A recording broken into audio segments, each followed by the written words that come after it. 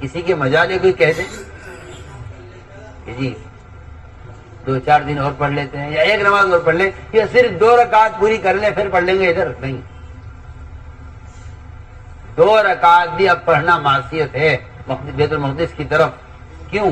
اس لیے کہ حکم آ گیا کہ آپ رخ پھیر لیجئے کعبے کی طرف، بیت اللہ کی طرف.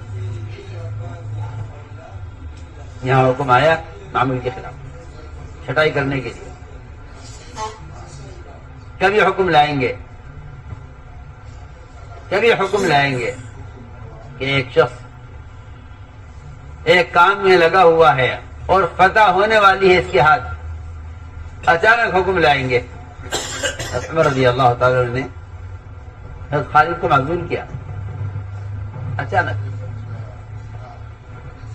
وہ میدان میں کام کر رہے تھے، کام کرتے کرتے جب بالکل ان کے ہاتھ پر فتح ہونے لگی اچانک حکم آ گیا کہ آپ جھنڈا چھوڑ دیجئے، دوسرے کے حوالے کر دیجئے، آپ کو عمارت سے معزول کیا جاتا ہے. ہم دیکھنا چاہتے ہیں اطاعت کتنی ہے. ایک عورت جس کو کوڑ کا مرض تھا، اس کی انگلیوں سے اور اس کے اعضاء سے خون بھی نکلتا تھا اور زخم تھے، وہ اس طرح بیت اللہ کا گھسٹ کر طواف کیا کرتی تھی زمین پر. لوگوں سے اذیت ہوتی تھی. عمر رضی اللہ فرمائے اس عورت سے کہ اللہ کے بندی طواف چھوڑ دے، گھر بیٹھ جا، تیرے طواف سے لوگوں کو اذیت ہوتی ہے، میرا حکم ہے تیرے لیے کہ طواف چھوڑ. آپ سوچیے اس عورت میں طواف کا کتنا شوق ہوگا جو اس بیماری کے ساتھ بیت اللہ کا طواف کرتا ہے. کیا کہ طواف چھوڑ، امیر کا حکم تھا، اس نے طواف کرنا چھوڑ دیا، گھر بیٹھ گئی. جب حضرت عمر کی شہادت ہو گئی، حضرت عمر کو شہید کر دیا گیا، لوگوں نے اس سے کہا کہ جس نے تجھے طواف سے روکا تھا وہ دنیا سے چلا گیا ہے، چل تو طواف کر، اب تجھے کوئی روکنے والا نہیں ہے. اس عورت نے کہا یہ نہیں ہو سکتا کہ میں امیر کی اطاعت کروں اس کی حیات میں اور نافرمانی کروں اس کے مرنے کے بعد، یہ نہیں ہو سکتا. یہ جذبہ طواف کا، لیکن حکم امیر کا یہ کہ طواف چھوڑ دو. امیر کا حکم یہ کہ طواف چھوڑ دو، میں طواف چھوڑ دو.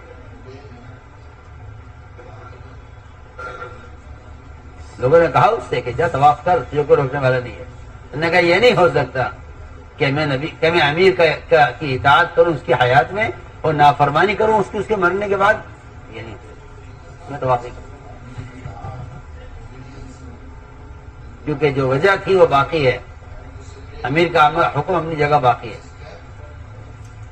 میں عرض کرنا چاہتا ہوں بے شمار مثالیں ہیں جس میں انبیاء کو اور صحابہ کو آزمایا گیا ہے اطاعت میں. اس لیے جذبے کو پورا کر لینا حکم کے خلاف یہ خواہش ہے، اور جذبے کو چھوڑ دینا حکم پر یہ اطاعت ہے. یہ فرق ہے دونوں. مثال کرتا ہے شریعت میں شکار کی ایک شکل ہے جسے کہتے ہیں کلب معلم، سدھایا ہوا شکاری کتا. لوگ کتے پالتے ہیں شکار کے لیے اور اس کتے کو بھیجتے ہیں شکار پر. وہ دوڑ کر طاقت سے شکار کو پکڑ لیتا ہے اور اللہ کے مالک کے حوالے کر دیتا ہے. سوال یہ ہے کہ اس کا شکار کب حلال ہو سکتا ہے؟ دھیان سے بات، اس کے شکار کب حلال، اس کا شکار کب حلال ہو سکتا ہے؟ کیونکہ اس کے شکار کا حلال ہونے کے لیے 3 چیزیں لازمی اور ضروری ہیں. پہلی بات تو یہ ہے کہ اس کتے کو شکار پر جب چھوڑا جائے تو کتے کا مالک بسم اللہ پڑھ کر چھوڑے اس کو. اگر اس نے جان بوجھ کر بسم اللہ نہیں پڑھی ہے تو شکار حرام ہے. ایک بات. دوسری شرط یہ ہے کہ جب یہ شکار کو چھوڑے، جب یہ کتے کو چھوڑے شکار کی طرف اور یہ کتا شکار کو پکڑ لے تو یہ اس میں سے خود نہ کھائے، لا کر مالک کو دے. اگر اس نے کھا لیا اس میں سے تو یہ شکار حرام ہو جائے گا، مالک کے لیے حرام ہے، مالک کے لیے حرام ہے۔ کیوں؟ اس لیے کہ اس کتے کے اندر امانت داری نہیں ہے۔ آپ سوچیں تو صحیح، اگر ایک کتا امانت دار نہیں ہے تو اس کے شکار مالک کے لیے حرام ہو جاتا ہے۔ اگر کوئی انسان مخلوقات اگر یہ خیانت کرتا ہے اللہ کے مال میں اور خیانت کرتا ہے مخلوق کے مال میں، تو پھر اس کا عمل قابل قبول کیسے ہو جائے گا؟ جب ایک کتے کا امانت دار ہونا شرط ہے شکار کا حلال ہونے کے لیے۔ دوسری شرط یہ ہے، تیسری شرط یہ ہے کہ جب آپ نے کتے کو دوڑایا شکار کے پیچھے، یہ دوڑ رہا تھا شکار کے پیچھے، ابھی قریب پہنچنے کو تھا، اچانک آپ نے آواز دے کر کتے کو روک دیا،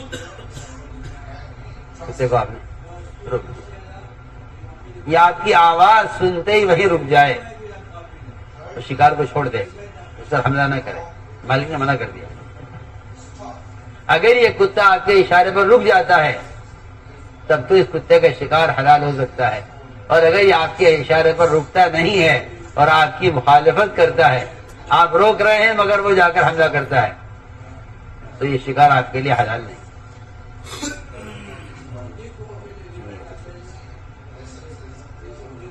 آپ نے کتے کو بھیجا شکار، وہ دوڑ رہا تھا شکار کے پیچھے، اچانک آپ نے آواز دی اس کو روکنے کے لیے، اگر وہ رک جاتا ہے آپ کی آواز پر تو یہ اطاعت کرنے والا کتا شمار ہوگا، اور اگر وہ آپ کی آواز پر رکتا نہیں ہے، اپنی مرضی چلاتا ہے، آپ کے روکنے سے رکتا نہیں ہے، تو اس کتے کا شکار آپ کے لیے حلال نہیں ہے، کیونکہ یہ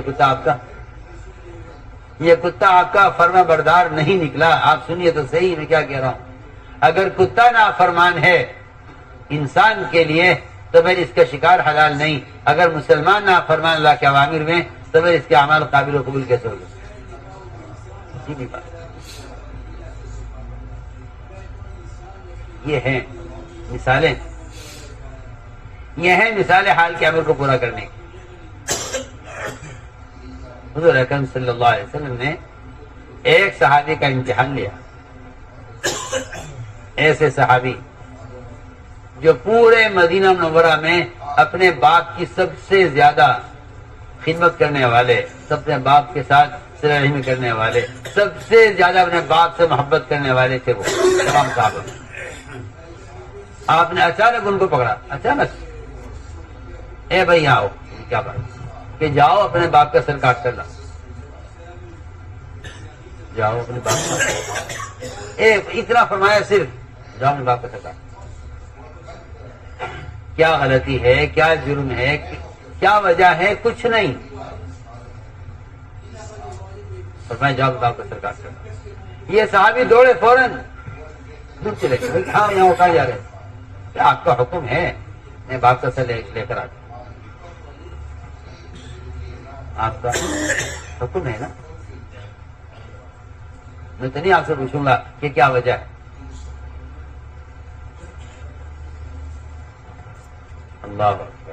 اگر ابراہیم علیہ السلام اللہ کے امر کی وجہ سے اسماعیل کو ذبح کر رہے اور وہ تیار ہیں، محمد صلی اللہ علیہ وسلم کا ایک امتی ایسا ہے کہ اگر نبی کا حکم اس کے اپنے باپ کے سر لانے کا ہے تو وہ پوچھے گا نہیں، نبی سے پوچھے گا نہیں کہ کیا وجہ ہے، جس سے نبی اللہ سے نہیں پوچھ رہے کہ بیٹے کو ذبح کرنے کی کیا وجہ ہے، وہ تو معصوم ہے بالکل، بچہ تو معصوم ہے، بڑے آدمی سے تو کوئی غلطی ہو بھی سکتی ہے، انہوں نے بھی نہیں پوچھا کہ اصلہ کیا وجہ ہے، کیا میرے باپ کا سر منگوا رہے ہیں بتائیے، میں لے آؤں گا، مجھے وجہ بتا دیجیے۔ اس زمانے کا مسلمان دین کے احکام کی وجہ معلوم کرنا چاہتا ہے کہ یہ حکم کس وجہ سے ہے، اس کی کیا ضرورت ہے۔ اور آپ غور کر لیجئے کہ ایک صحابی کو سے آپ فرمائیں باپ کا سر لے کر آؤ، وہ دوڑے، میں کہاں جا رہے، کیا آپ کا حکم ہے؟ میں تو پوچھوں گا نہیں کہ کیا وجہ ہے، فرمایا نہیں، ہاں آؤ، ہم دیکھنا چاہتے تھے کہ تمہیں باپ سے محبت زیادہ ہے یا ہم سے محبت زیادہ ہے. آپ بولیں کیا جذبہ، کتنی فطری محبت باپ سے فطری محبت ہے. مگر ہم امتحان لیں گے کہ آپ کو محبت ہم سے زیادہ ہے یا باپ سے زیادہ ہے. تو میں نے عرض کیا کہ حال کا امر اچانک آئے گا، ہم دیکھیں گے کہ آپ حال کے امر کو پورا کرتے ہیں. احد کا موقع تھا. آپ نے فرمایا صحابہ کرام سے کہ دیکھو تم 50 آدمیوں کو اس پہاڑ پر رہنا ہے، یہاں سے ہٹنا نہیں. یہ حال کا امر ہے. 50 تیر انداز آپ نے متعین کیے جبل الرمات پر کہ یہاں سے ہٹنا نہیں ہے. اگر فتح ہو جائے اور مال غنیمت بکھرا ہوا ہو میدان میں، اس مال غنیمت کے لیے بھی یہاں سے مت ہٹنا. حالانکہ مال غنیمت کی فضیلت ہے اور اس امت کی خصوصیت ہے. اگر فتح ہو جائے تو مال غنیمت کے لیے یہاں سے مت ہٹنا. اور اگر شکست ہو جائے اور ہماری لاشیں پڑی ہوئی ہوں زمین پر، آسمان سے پرندے اتر کر ہماری لاشوں سے گوشت کھا رہے ہوں، ان پرندوں کو ہماری لاشوں کے احترام میں اڑانے کے لیے بھی یہاں سے مت ہٹنا. حال کا امر آپ نے فرمایا کہ اگر آسمان سے پرندے اتر کر ہماری لاشیں پڑی نہیں ہو میدان میں، کوئی ہماری لاش سے چیل کبروں کو اڑانے والا نہ ہو اور وہ ہمارا گوشت کھا رہے ہوں، تو ان کو اڑانے کے لیے بھی یہاں سے مت ہٹنا. شہداء کی لاشیں پڑی ہیں زمین پر اور پرندے اس میں سے گوشت کھا رہے ہیں، چلو ایک آدمی جا کے نہیں ہٹا اڑا دے کے نہیں. اور اگر فتح ہو جائے اور مال غنیمت پڑا ہوا ہو زمین پر اور لوگ سمیٹ رہے ہوں مال غنیمت، تم یہاں سے مت ہٹنا. یہ حال کا امر ہے، آزمائش ہے. ان کے امیر تھے 50 صحابہ پر عبداللہ بن جبیر. انہوں نے کہا امیر صاحب اجازت دیجیے ہم نیچے اتریں، اب تو فتح ہو گئی ہے، میدان خالی ہو گیا، دشمن میدان چھوڑ کے جا چکا ہے. فرمایا نہیں، اللہ کے نبی کا حکم یہ ہے کہ یہاں سے ہٹنا نہیں. لگا جی اب جو حالات بدل گئے ہیں، یہ آج کل لوگ کہتے ہیں تو حالات بہت بدل گئے، وہ پرانی بات تھی، آپ نے فرمایا یہاں سے ہٹنا مت. ان کے امیر صاحب نے کہا نہیں میں اجازت نہیں دوں گا. انہوں نے اصرار کیا، امیر صاحب نے اجازت نہیں دی، اس لیے کہ امیر کی نافرمانی براہ راست اللہ کے رسول کی نافرمانی ہے. انہوں نے اصرار کیا، نہیں مانے. اور ان 50 میں سے 40 صحابہ مال غنیمت کی فضیلت اپنی جگہ ہے، لیکن اگر حال کا امر یہ ہے کہ مال غنیمت چھوڑ دو تو اس کو چھوڑ دینا اطاعت ہے، اور اس کو حاصل کرنے کے لیے جگہ سے ہٹنا نافرمانی ہے. 50 میں سے 40 صحابہ نیچے اترے. ادھر دشمن نے دیکھا کہ ایک گھاٹی خالی ہو رہی ہے اور یہاں کے لوگ ہٹ گئے ہیں، راستہ کھل گیا ہے. انہوں نے پلٹ کر حملہ کیا اور سارا میدان احد واپس گیا مشرکین کے ہاتھوں میں. اور سخت حالات ہے مسلمانوں پر اور زخم سب کو آئے. اللہ کے نبی صلی اللہ علیہ وسلم کی کہ قتل کی خبر اڑ گئی میدان میں، اور صحابہ کے حوصلے پست ہو گئے، ہمتیں ٹوٹ گئی.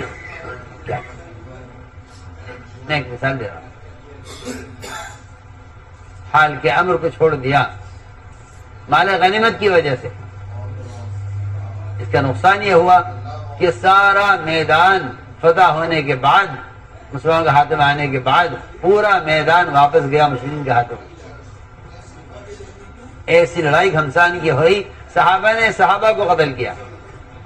پتہ ہی نہیں تھا کون اپنا ہے کون پرایا ہے.